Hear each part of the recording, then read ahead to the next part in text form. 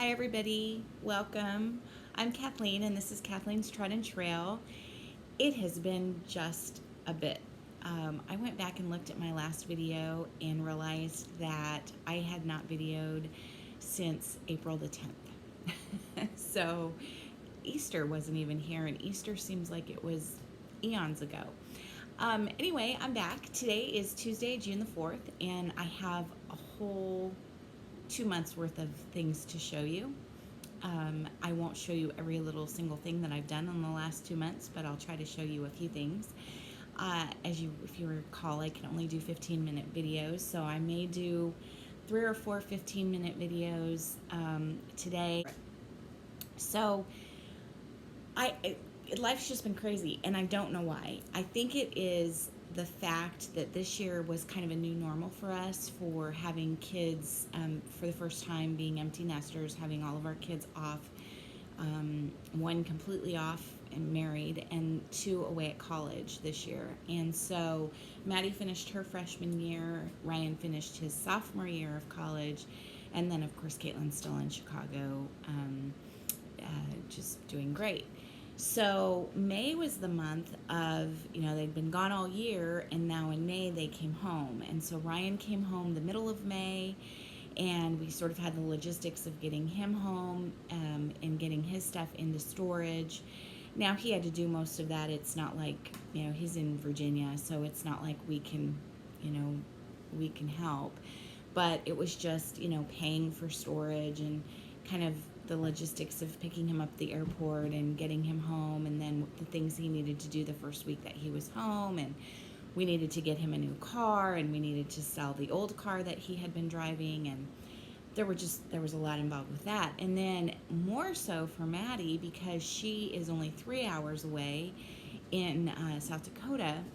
And so we actually had to physically go up there and load up the truck the week that she was in finals, because she could only fit so much in her car. And so we loaded up the big stuff into my husband's truck and brought that home for her, and then she came home 3 or 4 days later, with the rest of her haul. And I think because she is so close, it was very easy for her to come home for a weekend and take 2 or 3 other things up to school, and then we just ended up having so much to bring home, and that's all downstairs in kind of a disaster right now. So we'll need to figure out kind of a better system for that next time around. But so there was a lot of that. There was Easter.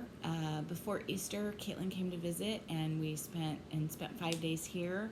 We did make it up. In my last video, I talked about the oncoming blizzard, and Omaha ended up getting no snow. We were supposed to get several inches. We got no snow, very cold and blustery, but a little wet, some rain and sleet, but that was it. Sioux Falls got maybe half a foot of snow. They were supposed to get 2.5 feet of snow. So we did make it up there. We did get to stop at Shanty Stitchers in Beresford, South Dakota. And I don't even know if I have my haul from there in this pile. That was a lot of fun. It was a lot of fun to be there with Caitlin, and we got her a project and got myself a couple projects, and so we just had a great time. We stayed up in Sioux Falls Friday, Saturday, Sunday, came home Sunday afternoon, and then spent Sunday afternoon and all day Monday crafting, doing other types of crafting. We did some chalk painting, and we did some things we want to do a craft sale in November, and so we did some things potentially for the craft sale, and that was just fun. It wasn't stitching related, but it was just crafting, and it was kind of that thing. I was watching Teresa Kitten Stitcher earlier today, as a matter of fact, and she talked about doing some non-stitching crafting sometimes is very inspiring, because you get things done. Stitching takes a minute to do, and so if you can do something, a little bit of painting or a little bit of whatever it may be, it tends to get done a lot quicker than stitching. And so it's kind of nice to get that kind of stuff done, and you feel a real sense of accomplishment. And in a day we did 8 different projects or whatever, so that was kind of fun. But that kind of took away stitching time. I did stitch in the mornings while we were up in Sioux Falls. Well, the girls kind of slept in a little bit, and I can't sleep in anymore, so I would get up early and stitch, and it was awesome. So we had a great time. So anyway, that's kind of been life. We are not flooding. A lot of people have been in touch asking if we're flooding, and our river is not. Our river is, as of a couple hours ago when I last checked, it's at 6 feet. I still haven't gotten beyond the point where I have to check the height of the river every few hours, every single day. I still am to that. I'm still in that state, and mostly because the Missouri, which isn't all that far away, is still flooding, and we're getting constant alerts about the Missouri flooding. So there are parts of Omaha and a lot of Iowa. Omaha is just right on the border between Nebraska and Iowa, on the Nebraska side, obviously. And so, but our river is staying low and is fine. It rose last week about 6 feet in the course of about a day and a half, and that was kind of scary, but it really was never projected to flood at that point, so it's okay. We've been getting rain. We've had somewhere between 2 and 4 inches of rain on a daily basis for about the last week. It's very strange. It was only supposed to rain a little bit last night, and the skies just opened up, and I haven't gone out to check the rain gauge yet, but it rained a bunch. So, but, so there are still folks that are struggling with the flooding, and then, of course, as you go, Kansas, Missouri, Arkansas, is, anyway, it's terrible. So, and then tornadoes and all kinds of, I don't know.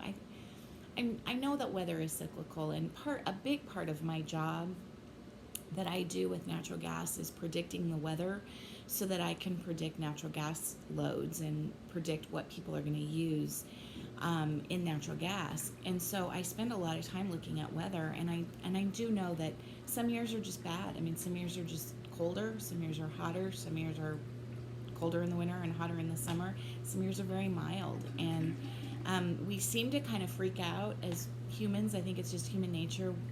No matter what, if it's mild, we wonder why it's mild. If it's colder, or we get more snow, or we get less snow, or it's a drought, or it's a flood, I mean, it's all very worrisome, and the impact is great, right, for a lot of industries, for a lot of different, for farmers.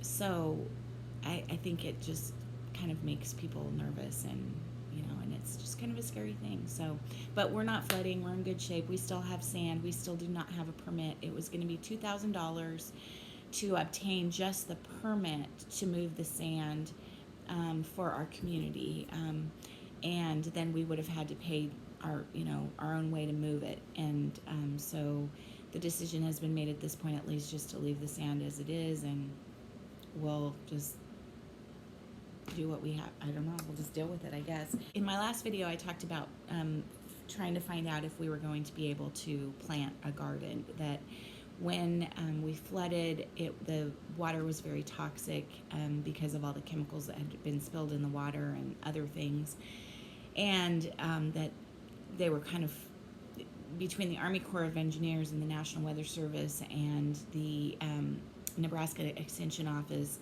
were warning people about planting gardens and crops of any sort in areas that had flooded. And since our garden, we have quite a large vegetable garden, but which completely flooded. I mean, it was completely covered with probably 4 or 5 feet of water for a week.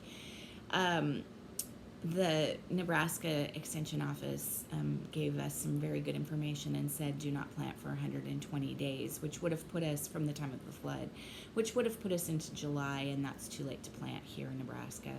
And so what I did is I planted, I have several large pots, and I bought a couple extras, and I planted 6 tomato plants in large pots and 2 cucumber plants in large pots. I've heard cucumbers don't do well in pots, and I'll be surprised if they do well, but I had a couple extra pots, and I thought, what the heck, nothing to lose. And then our plan is to plant pumpkins in the rest of the garden, to just plant a big pumpkin garden. But it's been too wet. It's been too wet and rainy, and the garden has frankly been a lake for the last 2 weeks. So hopefully maybe end of this week, early next week, we'll get some pumpkins in there, and you know, before it really gets too late to plant. Okay, so that's kind of life in a nutshell. Maybe some more, I'll be reminded of some more things as we go through this stuff. I'm already at 12 minutes, so this is going to be the first video, and then I'll probably do 3 or 4 more videos just to fill you in on all the good stuff. And again, if you're not interested, feel free to move on. I won't be devastated. It's a lot of information that probably no one's interested in.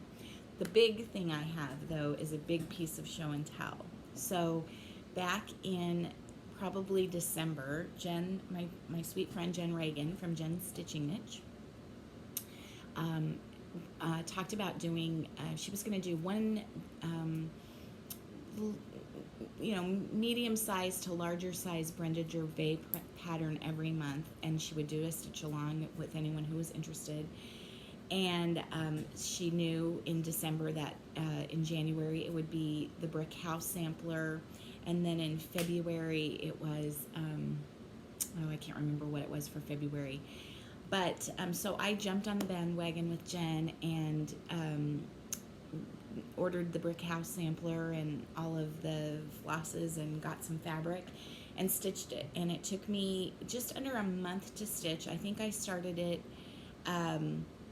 I may have actually started it on New Year's Eve, a little early. Wasn't supposed to start to January 1st. But I may have started it on New Year's Eve, and I took it into Julie at Reflections Framing and Stitching to be framed on February the 10th. And then if you watch Julie, and if you don't, you should, she's awesome. Julie, as you know, her shop flooded. And the whole front part of the shop, and if you ever get a chance to come visit, please do. It's an awesome cross-stitch store. It's cross-stitch, and it's just laid out beautifully. It's very open, easy to find things, lots and lots and lots to look at, models, beautiful models. Just, it's a great store. And then the back part of the office, the kind of closed-in back part, is where she does her framing. That's the part that flooded. And apparently when she ordered my frame, it had come in, the frame that we picked out for Brick House Sampler had come in and had been on the floor with some other frames and had gotten ruined, and so she had to reorder it. And so it took a little bit longer, but it's back. And so I would like to present to you Brick House Sampler. This is Brick House Sampler by Brenda Gervais, and I could not be more pleased. First of all, the frame is just to die for, all Julie's choosing. I think it was the first or second frame she laid down, and I loved it, and then every other frame she laid down afterwards was just not nearly good enough. And it's using all the called for threads, mostly Classic Colorworks. There might be a couple weeks in there as well.